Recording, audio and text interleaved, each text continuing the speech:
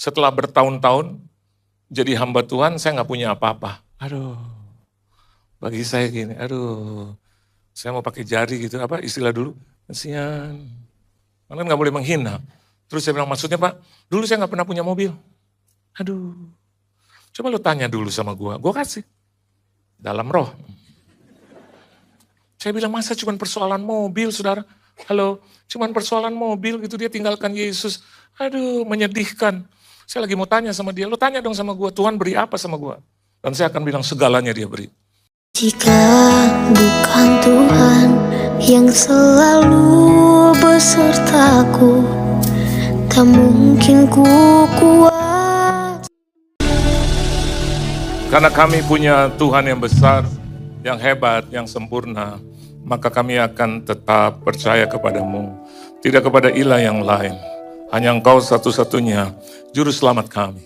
Tuhan kami yang hidup yang menyelamatkan kami. Allah yang sama, Tuhan yang sama hadir di sini, berkati kami Tuhan, seluruh tubuh, jiwa, dan roh kami, mempersiapkan diri untuk mendengarkan kebenaran firman-Mu, tegur, hibur, nasihati, dan berkati kami, supaya ketika kami keluar dari ruangan ini, kami menjadi orang yang layaknya pemenang di hadapan Tuhan. Di dalam nama Tuhan Yesus Kristus kami sambut firman-Mu, haleluya, amin. Beri tepuk tangan dulu yang meriah buat Tuhan. Silakan saudara duduk, shalom saudara.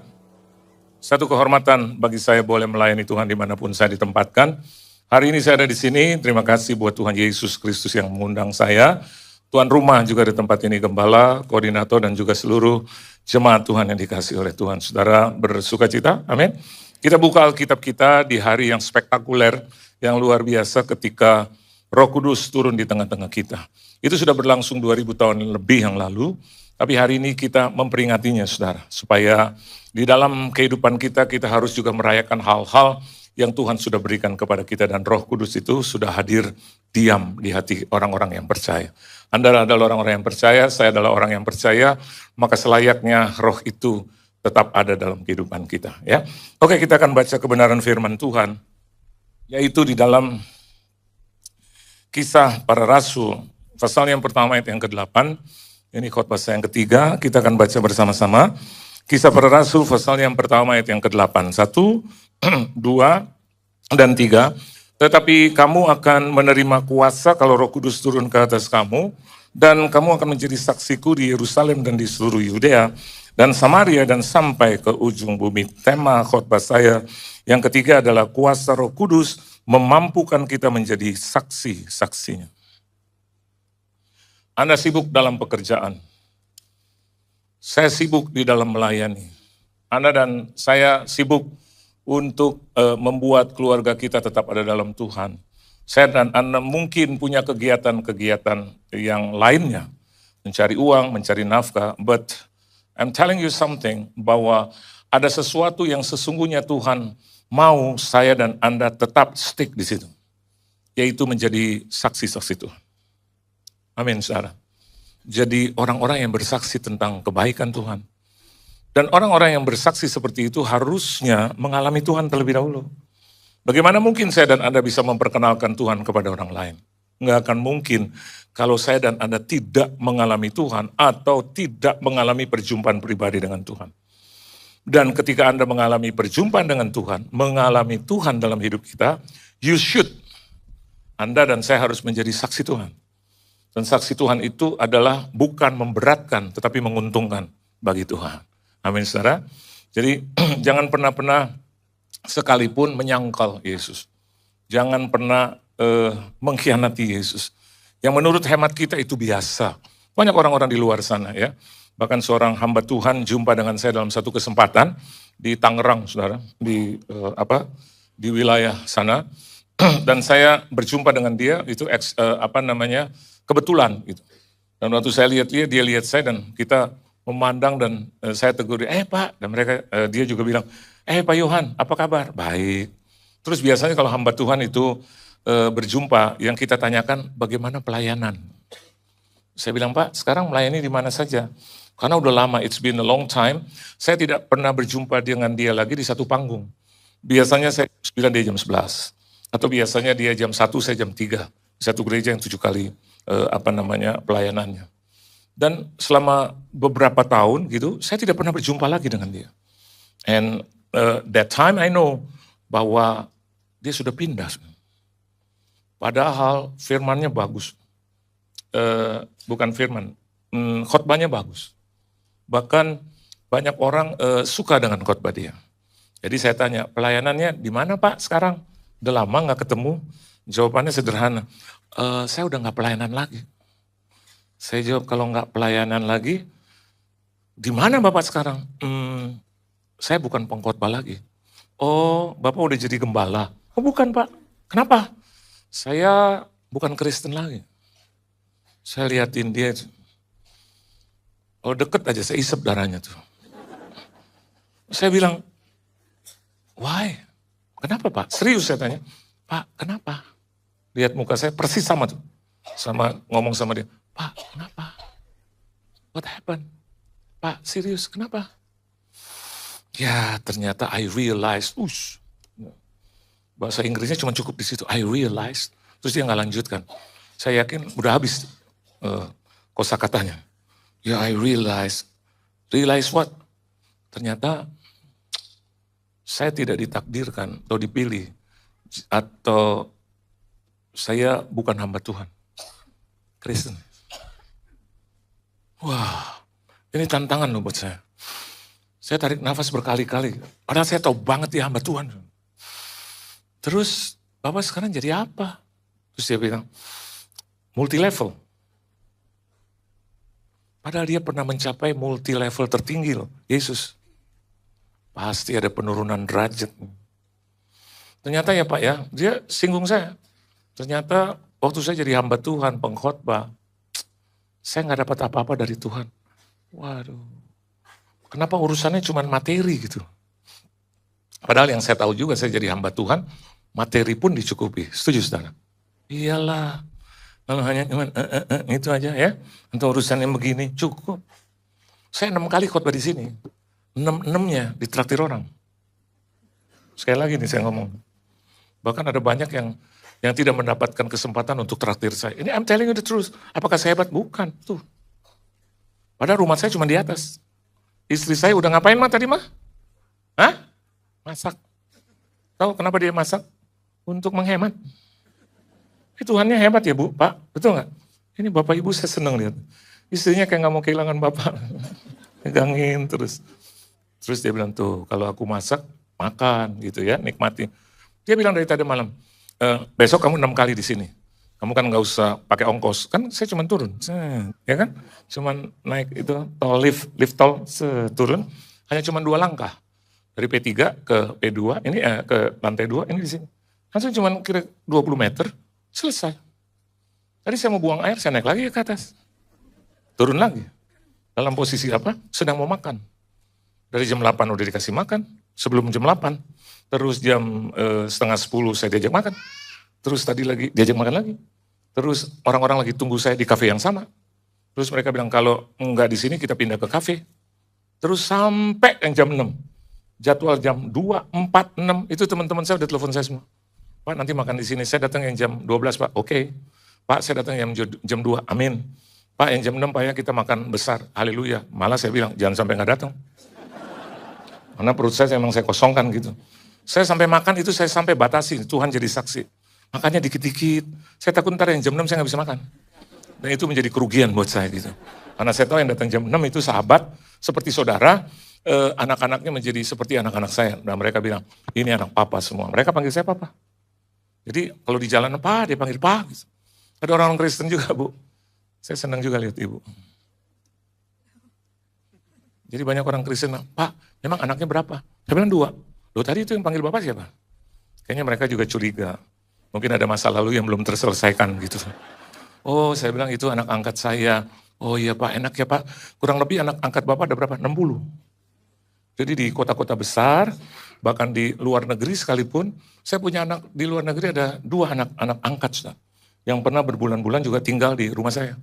Dan mereka bilang, nanti satu saat kalau aku besar, kalau aku diberkati, lulus kuliah, aku selalu ingat akan jasa-jasa papa. Papa dia panggil. Terus saya mau bilang, jangan pernah lupa itu. Karena itu perintah dan janji Tuhan. Mereka sekarang sudah tinggal di Amerika. Sudah. Mereka sudah kerja, sudah menikah, dan selalu bilang, kapan papa kesini? Kapan papa kesini? Saya bilang nanti. Saya mau katakan buat Anda, ini Bapak, kok jadi begitu sih? Dengar baik, Yesus gitu loh. Apa? Yesus. Mau tukar dengan apa lagi, saudara? Mobil, aduh, gak nyambung. Rumah, gak nyambung. Dia beri keselamatan buat kita. Amin, saudara. Dia berikan kehidupan yang kekal. Berapa lama lagi sih tuh Bapak tinggal di Tangerang? Betul nggak? Satu saat akan apa? Dicabut. Amin, saudara. Dicabut. Tadi saya ngomong dengan salah satu koordinator di tempat ini. Kalau kita punya banyak, saudara, udah beri. Tapi kalau kita punya sedikit, bagi. Amin. Sekali lagi. Kalau kita punya banyak, kesempatan bagi kita di dalam hidup yang hanya sekali ini untuk beri. Tapi kalau kita punya sedikit, bagi aja dari yang sedikit itu. Maka kita akan melihat bahwa kerajaan sorga itu ada di muka bumi. Nah, hari ini saya bilang waktu itu dengan dia. Terus maksudnya apa sih Pak? Dia sekarang setelah bertahun-tahun jadi hamba Tuhan, saya nggak punya apa-apa. Aduh, bagi saya gini, aduh, saya mau pakai jari gitu, apa istilah dulu? Kasihan. Kan nggak boleh menghina. Terus saya bilang maksudnya Pak, dulu saya nggak pernah punya mobil. Aduh, coba lo tanya dulu sama gue kasih. Dalam roh. Saya bilang masa cuma persoalan mobil saudara. Halo, cuma persoalan mobil gitu dia tinggalkan Yesus. Aduh menyedihkan. Saya lagi mau tanya sama dia, lo tanya dong sama gue, Tuhan beri apa sama gue? Dan saya akan bilang segalanya dia beri. Ada beberapa hal yang kita tidak miliki dari dunia. Damai sejahtera, betul. Kasih, amin saudara. Sukacita. Kita mau nonton apapun, pergi ke tempat-tempat yang menurut kita hebat, ke Rocky, atau mungkin ke Barbar, tidak akan pernah bisa memberikan sukacita. Ada beberapa tempat yang membuat saya jadi tempat-tempat terfavorit dalam hidup saya. Yang pertama, dalam hadirat Tuhan. Seneng banget saya. Kalau dalam hadirat Tuhan saya bisa 2-3 jam cerita. Yang kedua, di keluarga. Saya paling senang. Dari tahun 2008 sampai hari ini saya tidak pernah keluar kemana-mana tanpa keluarga. Entah itu istri, anak, ya. Saya selalu dengan keluarga besar siapapun. Bagi saya kalau pergi sendiri, bagi saya itu udah selesai dulu. Sekarang di dalam, di tengah-tengah keluarga, ngobrol sama istri dengan anak-anak, itu tempat terbaik di muka bumi.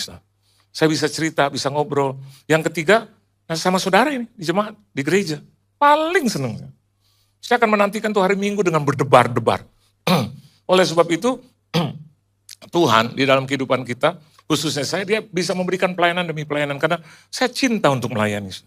Jadi dimanapun ditempatkan, istri saya itu yang pegang pelayanan saya. Ya. Mau yang jam 8, 10, 12, 4, 6, atau yang jam 1, 3, 9, 11, 7, dia yang pegang. Tapi memang kebanyakan saya bersyukur bahwa pelayanan saya ada di GSJS tanpa ongkos. Cuma tinggal turun aja gitu ya. Nah, ini yang saya mau beritahu sama dia. Terus Pak, iya sekarang saya senang Pak, saya dapat kijang walaupun tua. Aduh, kijang. Ampun Tuhan Yesus. Kalau saya pikir dia dapat mobil yang makan daging tuh boleh. Ya, kayak apa itu? Kayak Jaguar, kan makan daging. Kijang kan cuman aduh makan rumput saudara. Dia mau memperkenalkan gitu sama saya. Saya dapat kijang loh Pak dari hasil multi level saya. Saya jadi aneh gitu. Saya jadi apa ya curiga. Tapi Tuhan jawab saya. Selama kita ngobrol tiba-tiba lewat itu seorang anak kecil dan dia pegang kaki saya dan saya jangan sayang. Terus saya lihat dia, saya lihat ini Bapak, terus saya bilang, cucu yang keberapa Pak? Terus dia bilang bukan cucu, anak. Dari sana terbuka. Ada yang ngerti kan? Pada gini. Dia kawin lagi. Itu. Waktu saya dengar gitu, ya ampun, hanya cuman perkara daging.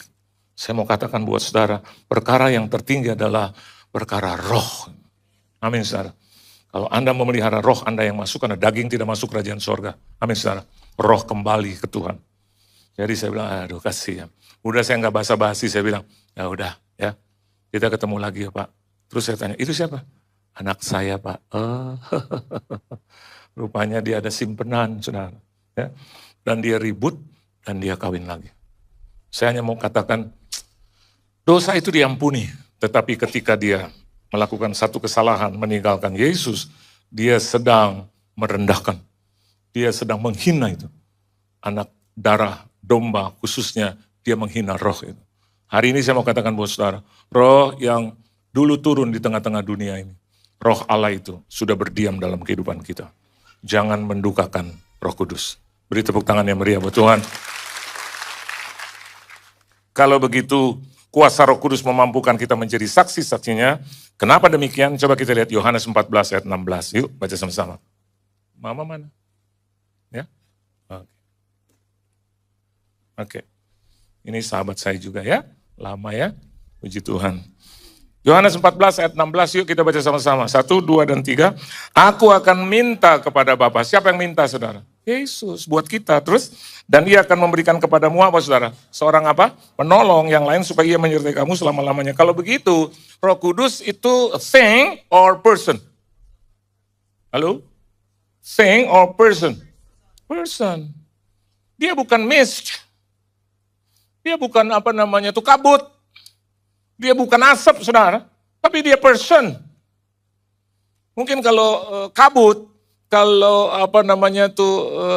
asap atau thing, saya mau katakan mungkin tidak terhina, tapi kalau dia person, hati-hati. Dia adalah the third person. Amin, saudara. From the Trinity. Dia adalah pribadi yang ketiga, saudara. Dan bapak-bapak gereja akhirnya mengakui bahwa kekristenan itu percaya kepada Trinity. Bapa, Putra, dan Roh Kudus. Karena Yesus berkata seperti ini, yaitu aku akan minta kepada Bapa, saking dia mengasihi kita, dan dia tidak mau meninggalkan kita seorang diri, tapi Yesus minta kepada Bapa, dan dia akan memberikan kepadamu. Bapa di sorga akan memberikan kepada kita seorang penolong yang lain. Itu sudah dibuktikan ketika Roh Kudus turun di tengah-tengah kita. Bahkan Alkitab katakan, engkau akan mendapatkan kuasa, menerima kuasa, kalau Roh Kudus turun ke atas kamu. Amin, saudara. Jadi seberapa banyak orang-orang yang percaya menerima Yesus sebagai juru selamat, maka Roh Kudus yang berkuasa itu diam di tengah-tengah kita, diam di dalam kita. Jadi hal yang pertama, Roh Kudus itu apa? Pribadi yang menolong, saudara. Alkitab katakan begitu, seorang penolong. If you need help, ask. Amin. Tuhan, Bapa di dalam sorga yang kami panggil dan kenal dalam nama Tuhan Yesus Kristus. Biarlah engkau memberikan penolong untuk menolong hutang-hutangku terbayarkan. Dia penolong. Tuhan berikan aku keturunan. 12 tahun seorang manajer bank tidak mendapatkan anak. Satu hari saya diundang jam 12 siang, ada di Jakarta Timur itu bank. Dan waktu saya diundang tiba-tiba roh Tuhan ada padaku. Dan pada saat saya mau tutup itu ibadah siang 1 jam. Tiba-tiba saya berkata begini, Roh Kudus itu. Penolong itu. Dan dia mau menolong siapa? Manajer bank itu. Dan saya bilang di sini ada seseorang yang membutuhkan pertolongan yang tidak memiliki anak selama bertahun-tahun. Saya tahu dari mana itu. Kalau dia ada, diangkat tangan, saya mau berdoa. Untuk dapat masuk kuasa Roh Kudus itu dan merepresentasikan kuasa itu juga gak gampang. Kadang-kadang kalau saya mau ngomong gitu, saya malu gitu. Ini Roh Kudus atau bukan? Nanti di karang-karang, tahu-tahu gak terjadi. Jadi waktu saya bilang di sini, tengah-tengah sini ada seorang yang ingin memiliki keturunan, sudah bertahun-tahun dia boleh maju ke depan, angkat tangannya gitu. Sambil saya cepat tuh saya lihat kiri kanan gitu. Kalau nggak ada ya udah saya mau tutup aja. Karena ada, ya biasalah orang-orang yang paisengki, saya orang paisengki nggak enak hati. Jadi kalau ada dia boleh maju atau angkat tangan, kalau tidak ada saya akan tutup begitu gitu dia udah. Begitu, oh manajernya. Nah, saya bilang kita berdoa, saya suruh dia maju ke depan, saya doa. 2 menit. Kalau doa nggak usah lama-lama, Bapa di dalam surga di arasnya yang maha tinggi, haleluya, haleluya. Akhirnya dia nggak punya anak, saudara.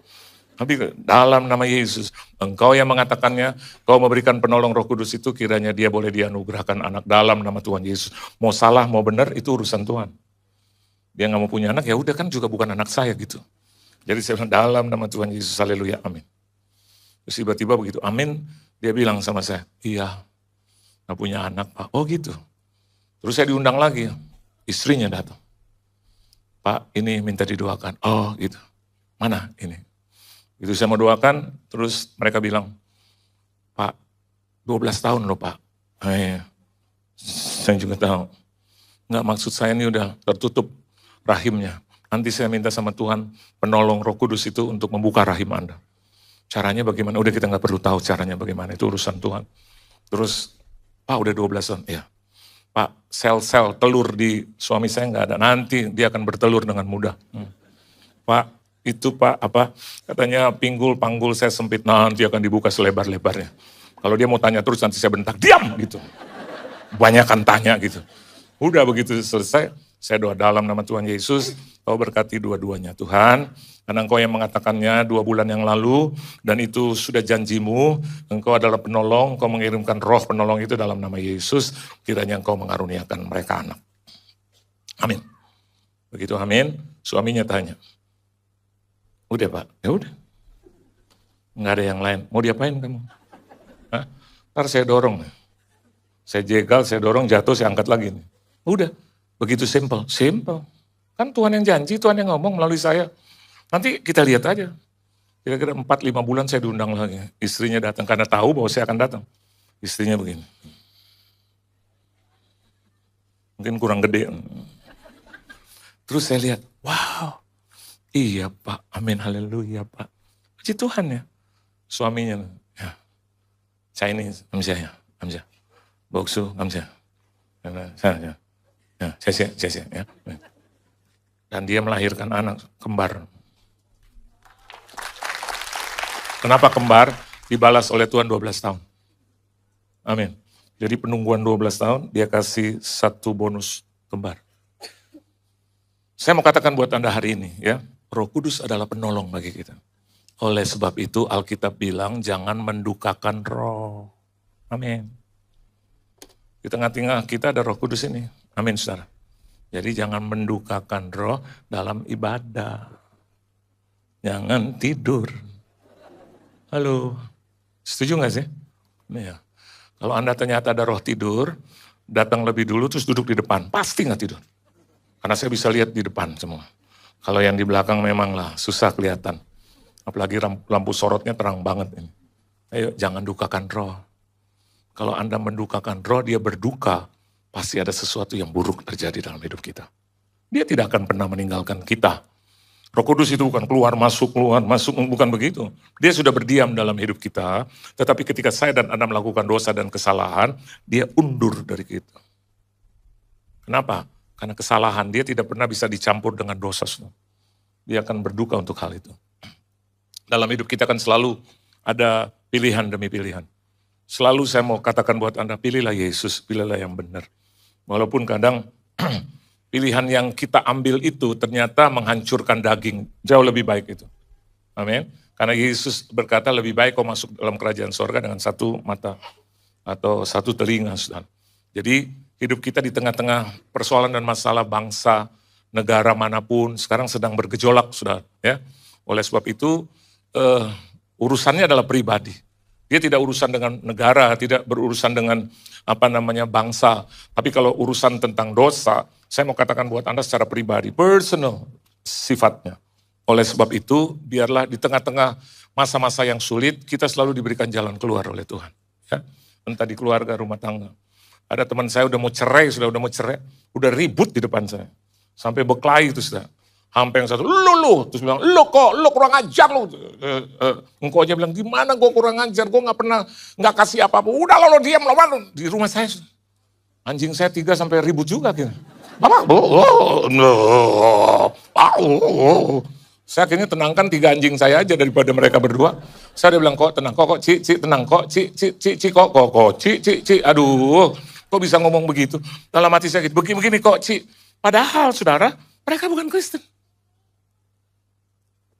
Saya tadi mau bilang, kenapa kau gak pergi ke itu, tokoh agamamu, kenapa ke sini? Ada yang tahu gak kenapa? Karena mereka tahu bahwa di dalam Kristen tidak diizinkan untuk bercerai. Itu.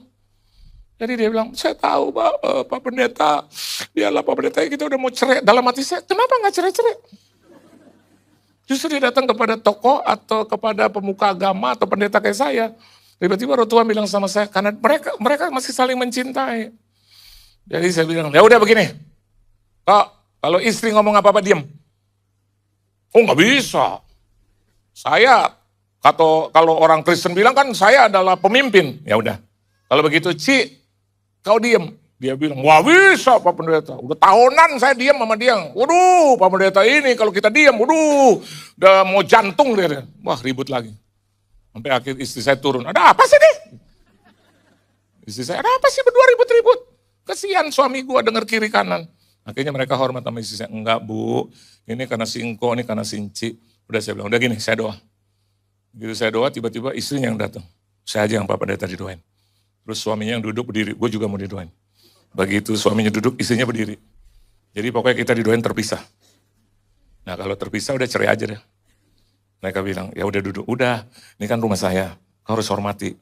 Istrinya ke WC, dia banting pintu WC saya. Buang! Saya nggak hitung tentang dia mau ke WC atau enggak. Berapa itu biaya pintu sudah? Kan rumah gue, betul nggak kok? Kok ya nggak kok ya? Saya seneng lihat engkau. Oh rumah gue minta ganti. Terus saya bilang, Ci, kan ribut sama engkau, jangan rusakin harta benda saya. Terus saya bilang, maaf Pak Pendeta, saya ketelepasan. Ya, hati-hati. Udah saya doain dalam nama Yesus, kiranya mereka tidak bercerai, haleluya, amin. Walaupun mereka bukan umatmu, ya, tapi saya yang minta kepadamu, kan saya hambamu, biarlah kau dengar doaku. Dalam nama Yesus, amin. Begitu selesai, makasih ya Pak Pendeta, mau jalan, saya bilang, ntar lu, cium dulu. Kok cium? Istri kok. Engkoknya bilang, Pak, boro-boro cium, Pak. Pegang tangannya nggak mau, waduh, ini udah bahaya. Cium. Kalau Enci belum dicium, jangan pernah keluar dari rumah saya. Ya. Kan bukan Enci yang cium, tapi engkau yang mau cium. Tolong dia cium jidat, bukan cium tembok. Terus istrinya gitu. Tuh kalau bini gue sih, ya masukin di kandang singa. Gitu. Nah. Sian ya singkok, ma ayo dong ma, kayaknya baru ini aja, gitu. Terus dihapus. Kayak jijik banget gitu. Terus singkok liatin saya, gimana coba? Gimana? Kan udah didoain, tolong ya Pak, jinakan dia. Emang dia binatang apa? Udah sampai di dekat mobil saya bilang, kok cium dia? Cium di mana Pak?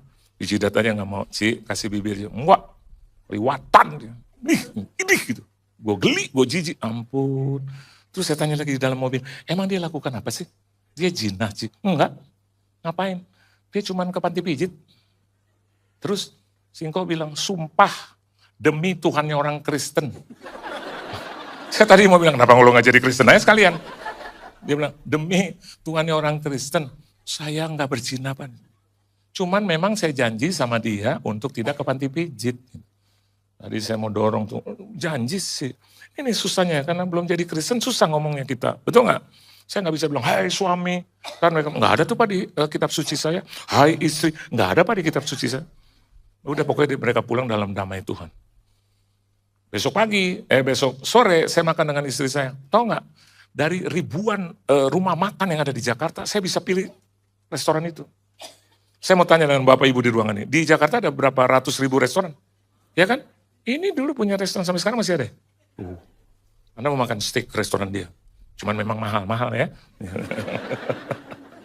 Nanti kalau mau datang 10% lah ya. Diskon boleh nggak? Walaupun dalam hati enggak juga gitu. Ya. Ini orang yang diberkati saudara ya. Udah nikah belum kamu? Belum ya. Ini ada banyak sini. Kamu Dek, udah nikah belum? Belum ya. Oke. Sampai di mana tadi itu ya?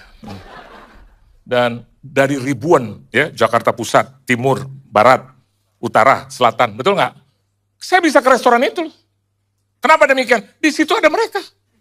Hebat ya, hebat Tuhan tuh saya bilang, hebat. Lagi ngapain? Suap-suapan. Begitu saya masuk, saya mau bilang, setan. Kemarin lo itu main drama lo gitu. Terus saya bilang, Ci kok? Encinya tuh, waduh, berubah total. Jangan main-main dengan doa. Bisa gini. Kan kemarin Bapak bilang, malam dia cium saya. Saya tadi bilang terus, habis cium ngapain terus? Ya kan katanya suruh maaf-maafan Pak. Main suap-suapan di sini. Di situ saya bilang begini, jangan main-main dengan Tuhan orang Kristen. Karena apapun doa kita dia bisa jawab tidak, nanti dulu atau iya. Ya. Beri tepuk tangan buat Tuhan Yesus. Kita yang penolong.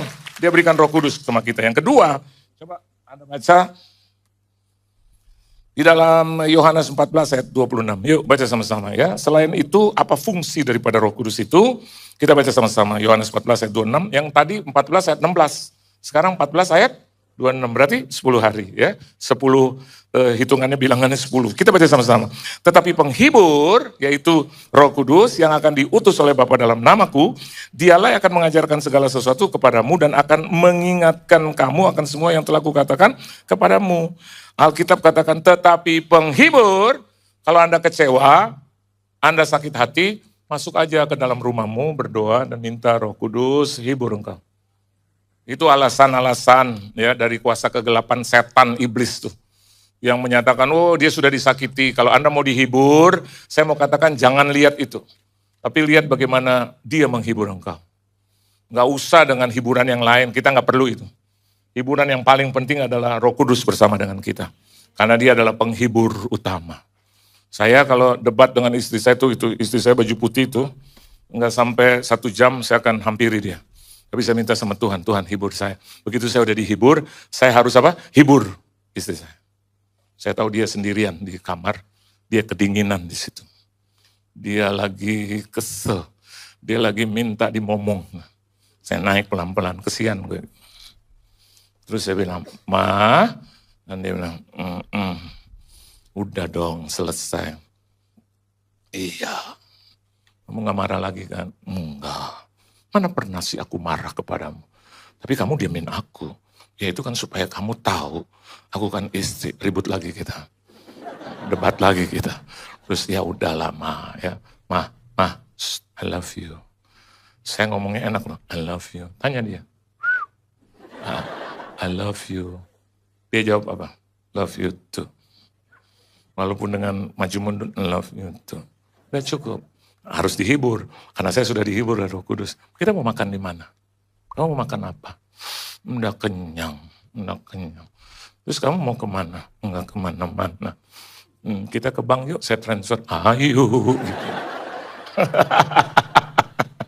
Jadi hal yang kedua, fungsi Roh Kudus apa saudara? Menghibur. Amin. Bohonglah. Apa namanya klise. Kalau orang bilang yuk kita ke karaoke. Yuk kita buat menghibur diri. No. Penghiburan kita yang pertama adalah dari Roh Kudus. Saya nggak yakin banget. Kalau kita saling menghibur satu dengan yang lain karena kita sudah dihibur oleh Roh Kudus, akan terjadi perceraian. Saya nggak yakin. Ya. Yang ada di tengah-tengah itu adalah iblis, kuasa kegelapan. Mama saya tuh udah dikhianati oleh papa saya bukan sekali, berpuluh-puluh kali dari pertama kali menikah. Sampai 2 tahun sebelum papa saya dipanggil Tuhan. Terus aja. Tapi dia tahu bahwa yang menghibur dia adalah Roh Kudus. Pada saat papa saya sakit terus piansui gitu atau lumpuh, mama saya tidak pernah meninggalkan dia. Dan selalu dihibur. Dan you have how to hate, bahasa Belanda. Udah makan belum? Dan papa saya mungkin karena frustrasi. Gitu. Mama saya, dasar kamu setan, enggak. Mama saya bilang, kan ik alleen mal vragen, dalam bahasa Belanda, kan aku hanya cuma tanya. Kamu mau makan dulu atau kamu mau mandi dulu? Mama saya bilang, apa? Mau makan atau mau mandi dulu? Kita itu 7 anak lihat yang begitu tuh saudara. Kayaknya udah keterlaluan. Saya bilang, mama saya nggak usah mah. Laki-laki kayak begitu tinggalin aja. Udah cari aja yang baru. Mama saya bilang, enggak. Karena Tuhan telah menghibur mama. Saya lihatnya, apakah ini masih di dunia atau dia di sorga nih?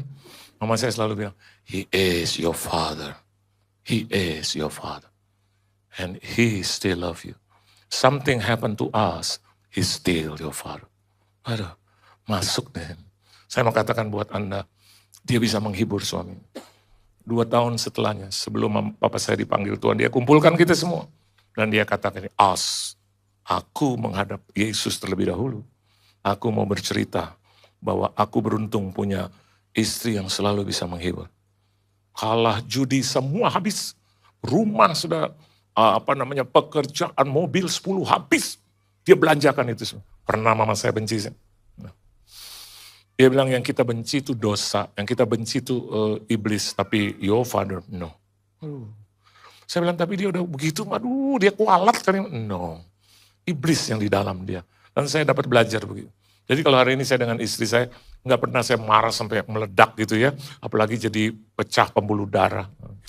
Akhirnya Anda akan lihat saya kesian gitu, udah nggak diundang lagi. Nanti Bapak mau naik ke atas digotong atau pakai itu Pak, atau pakai tenda Pak ya. Saya mau katakan tandu gitu. Saya mau katakan ketika roh Tuhan menghibur kita, tidak ada satupun yang bisa menghancurkan kita. Beri tepuk tangan yang meriah buat Tuhan.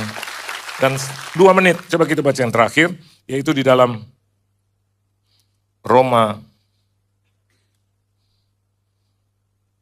8 ayat 14, tertulis begini, semua orang yang dipimpin roh Allah adalah anak Allah. Jadi yang ketiga, Roh Kudus itu adalah memimpin kita. Amin saudara ya. Dia akan memimpin kita masuk ke dalam masa depan yang penuh dengan harapan. Jadi kalau Anda tertutup jalan, saya mau katakan buat saudara, justru karena ada Roh Kudus dia pimpin kita.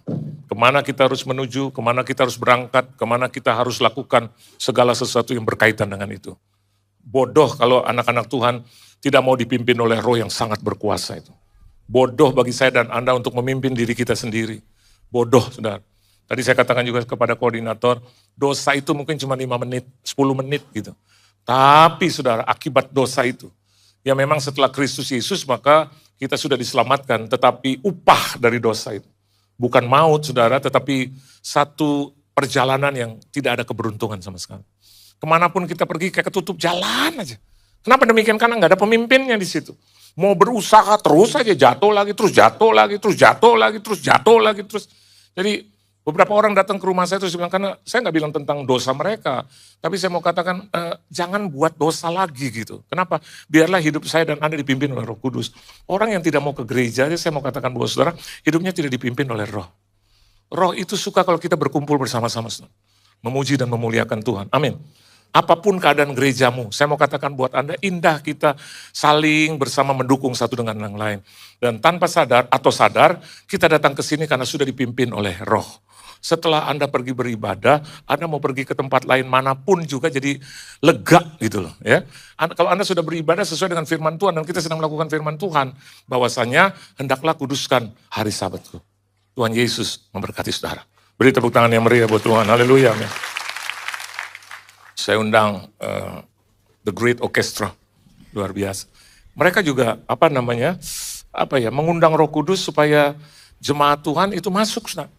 Saya yakin dan percaya 2-3 orang berkumpul dalam nama Yesus saja dia hadir dalam bentuk Rohnya yang kudus. Jadi kita berdoa juga buat para pemimpin pujian, singers, bahkan pemain musik, biar mereka tetap kuat, tidak jatuh dalam pencobaan ya. Dan dengan kuasa yang hebat itu, dia sedang mentransfer roh itu saudara, kepada jemaat yang penuh. Saya lihat di sini, saya hitung tadi, saya tanya sama panitia ada 17.300 orang di sini. Puji Tuhan ya. Tuhan berkati ya Bu ya. Walaupun saya sudah lihat ini Bu. Walaupun saya sudah berhenti berkhotbah, terus lihat saya. Dipimpin oleh roh ya. Oke, beri tepuk tangan yang meriah buat Tuhan. Tuhan Yesus memberkati saudara. Yuk kita satu dalam. Jika bukan Tuhan yang selalu besertaku, tak mungkin ku kuat.